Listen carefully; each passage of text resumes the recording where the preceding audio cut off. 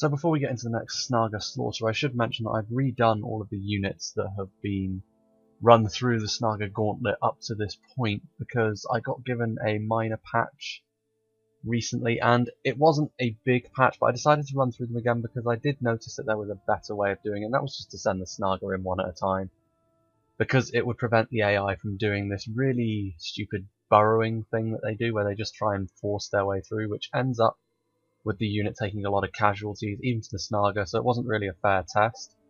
So I will post up the new kill totals on the screen now, and really there isn't a lot to say. The lesser Balrogs made a negligible gain. Mithril Guard actually made a bit of a loss, but the other two made significant gains, and I would say that this is a slightly more favourable encounter for the elite unit. So I'm surprised the Mithril Guard got less kills, but nonetheless that is what we will be using. Maybe they took a slight nerf in the mini patch that I got given.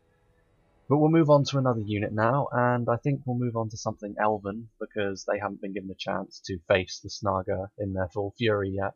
So we're going to take a look at the Elder Palace Guard, Thranduil's finest, from the Woodland Realms. Their icon is a 1 at the moment, which is interesting. It's not even one of the basic Medieval 2 Kingdom icons, but so we're going to send them in one at a time from now on. Now this should be a little bit more favourable, especially for the elves, who aren't based on durability as such.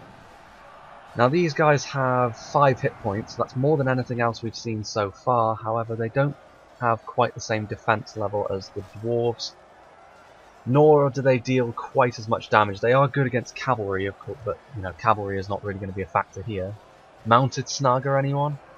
Can we make it happen? Regardless, when they get down to 50, I will send in the next wave. This does mean that how quickly they can deal with the Snaga does play into it as well.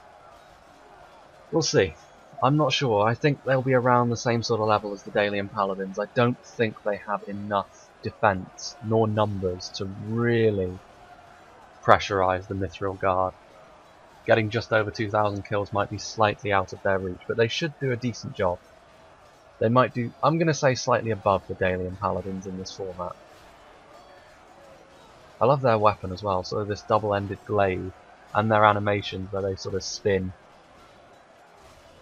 The elves are going to be based a little bit more around mobility in the upcoming patch, so you can't just sort of sit there and expect to attrition people down normally.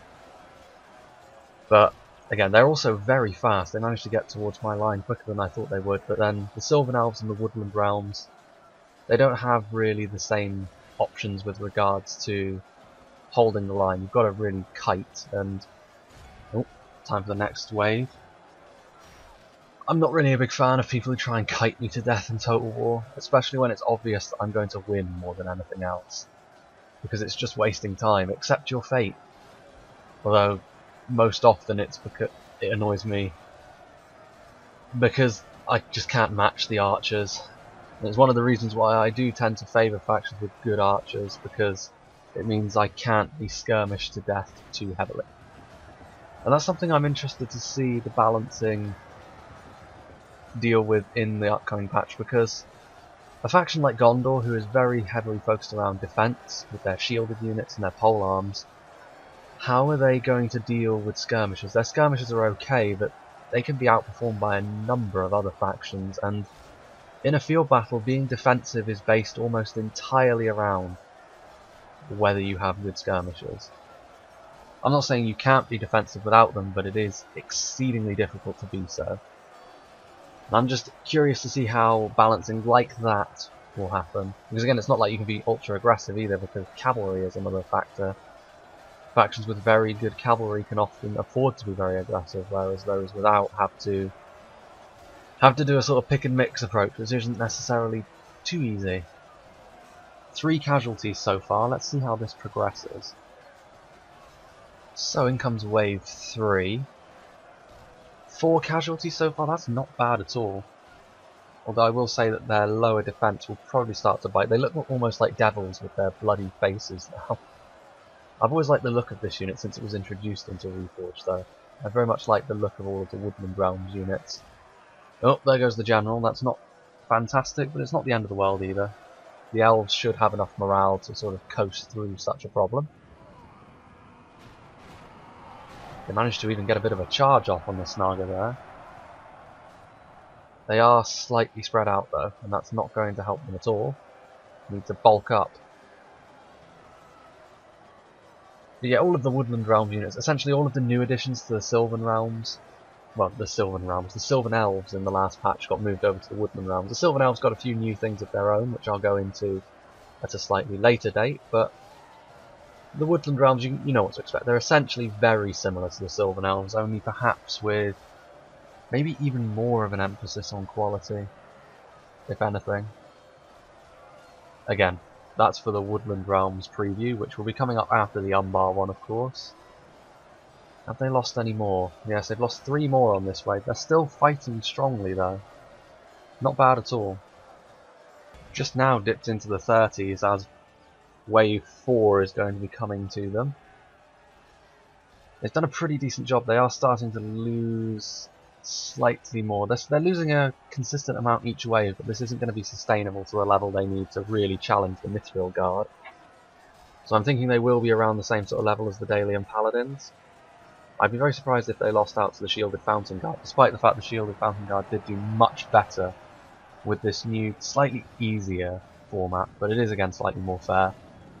The AI has a really bad tendency to just sort of, when they're up against a large massive Snarger, to try and burrow into them, and they end up taking a lot of damage doing that, and it's not really a fair test. So I'm trying to accommodate for the AI, which isn't terribly easy, but in this situation it is rather easy to control. They really are doing better than I gave them credit for at the start. To go into a little bit more detail about why burrowing into the enemy isn't a very good idea. Obviously you're going to take hits as you just sort of charge forward. It does have its place, especially when you're trying to force your way through in an offensive siege situation, but it doesn't really work for anyone who doesn't have high mass, and the dwarves manage to get around that problem a little bit more because their infantry units have got a lot of mass. And I did actually get a comment in one of my videos saying that mass is something that I haven't really gone into too much, and that's true, mainly because it's a little bit difficult to measure because it's not actually a stat that is visible. Now, you can look at it, of course, and you can sort of glean what you want from it, but essentially it will help you in this sort of situation because you will force the enemy back. And it also means that a side effect of this is your unit tends to stay a bit more compact. So the dwarves, their unit tends to stay relatively together, whereas here you can see the elves, they have less mass, they've spread out a little bit more, which in this situation isn't quite as good for dealing with a lot of fodder that isn't going to hit you a lot, because if you can spread out you can get stun locked to death. At least the individual unit models can, and the more unit models you lose, the faster the defeat is going to come. So mass might be a question that I go into a little bit more when the patch releases fully, because it is an interesting one. It's certainly an advantage that the dwarves have held since vanilla, and it is a significant one because it helps them both on the defense and on the offense, and it's a conversation worth having, I think, but until then, we'll have to settle for butchering these poor Snarga. Just gotten to 25 now as the next wave approaches. I'm beginning to think the bite will happen soon, where their combat effectiveness will decrease quite a lot. They are also getting more and more spread out as each wave comes in. They managed to rout that wave before the next one even got there, that's impressive, so they will at least get a charge. They're still a bit too spread out though. They might have been better off regrouping. In this situation the Snarga will hold a bit of an advantage, but I don't know, I think they'll still get through this wave, but the one after this will probably be what finishes them off. Halfway done.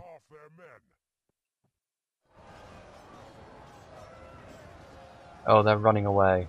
This is something that the AI will do now, but I'll just let my unit pursue them. As a matter of fact, I think that at this point it might well be worth speeding up the proceedings.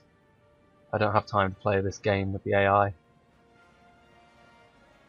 It is something that they can use to get a few more kills, but ultimately it's not going to be something that they're going to be able to leverage too heavily against me. You can't run from your fate.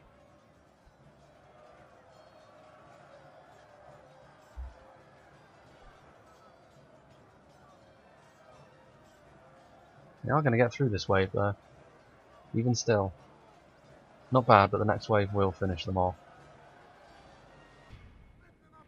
What on earth are they doing? They're going to charge into the main body of the army? Well, if the AI insists, it will get them a few more kills, I suppose. But rules are rules. The current wave is allowed to engage. 1139, so not as good as the Dale Paladins. Interesting. They do at least get over the shielded Fountain Guard, but I suppose overall the problem was a lack of durability. The defense stat very important, and also maybe not enough killing power against infantry, because of course they are a bit more multi-purpose with their effectiveness against cavalry, so that counted against them here, but still not a bad total. And next I think we'll be going for a bit more of a heavily armoured unit.